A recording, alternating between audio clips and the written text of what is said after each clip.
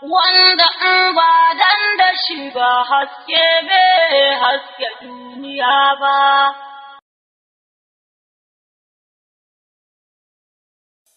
Darasin namu na yau shine gudunmawar da ilimin kimiyya da fasaha ke bayarwa a fannin cigaban ƙasa. Sai dai za mu mai da hankali akan ƙasa ta Najeriya.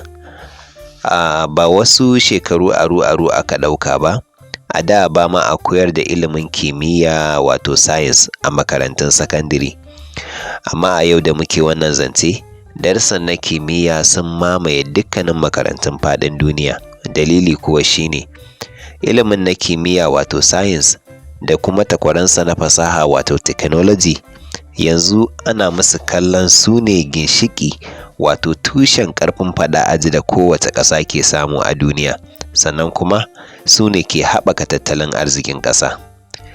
Ci gaba a fannin ƙirƙire-ƙirƙire wato technological advancement a yau shine madubin da ake kalla a matsayin tushen da ke haɓaka tattalin arzikin ƙasa da kuma inganta rayuwar al'umma.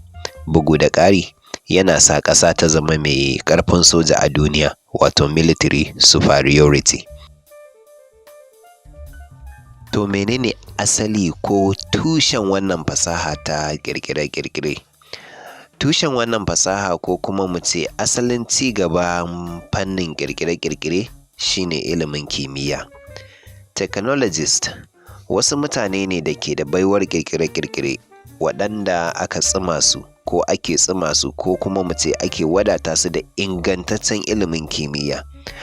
Kowace ƙasa a duniya tana buƙatar waɗannan mutane wato technologist domin ci gaban fasahar ƙirƙire-ƙirƙirenta da kuma inganta ta, domin samar da sabbin hanyoyin ƙirƙire-ƙirƙire domin sauƙaƙa rayuwar al'umma.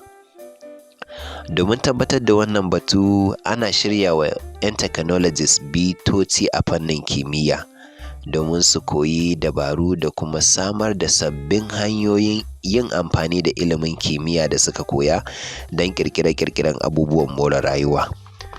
Su masana ilimin kimiyya zalla su ne ake kiransu da pure scientists. Aikinsu shine bincikowa da kuma gano sabbin ilimin kimiyya. Su kuwa 'yan technologists wato fasihai suna amfani da wannan ilimin kimiyyar da masana zallar kimiyya suka binciko domin ƙirƙirar sababbin abubuwan da babu su domin sauƙaƙa rayuwar al'umma.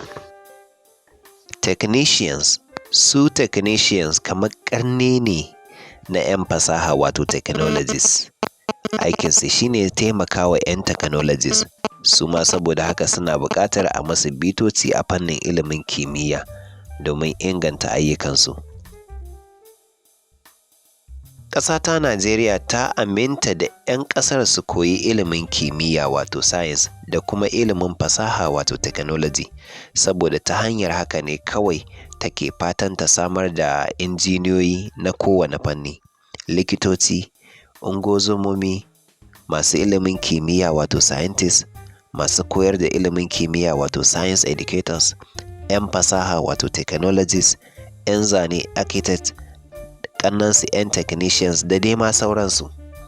Najeriya tana buƙatar waɗannan mutane da na zayyana muku, ko kuma mu ce Najeriya tana buƙatar ilimin kimiyya da fasaha domin gano da kuma uwa uba sarrafa albarkatun ƙasar, sannan da kuma samar da masana'antun sarrafa waɗannan albarkatun ƙasar domin samarwa da ƙasar wadataccen abinci da kuma kayayyakin aikin soji. Saboda waɗannan dalilai ne da ma waɗanda ban zayyano ba, a ƙasa ta Najeriya ake koyar da ilimin kimiyya da kuma fasaha a makarantun firamare, sakandare, jami'o'i, kai da ma sauran makarantu a duk faɗin ƙasar. Kuma wannan dalili ne ya sa gwamnatin tarayya ta ƙirƙiri ma'aikata guda wadda ake kira Federal Ministry of Science and Technology wato ma'aikatar kimiyya da fasaha, domin tabbatar da cewar ba a sauka daga layi ba.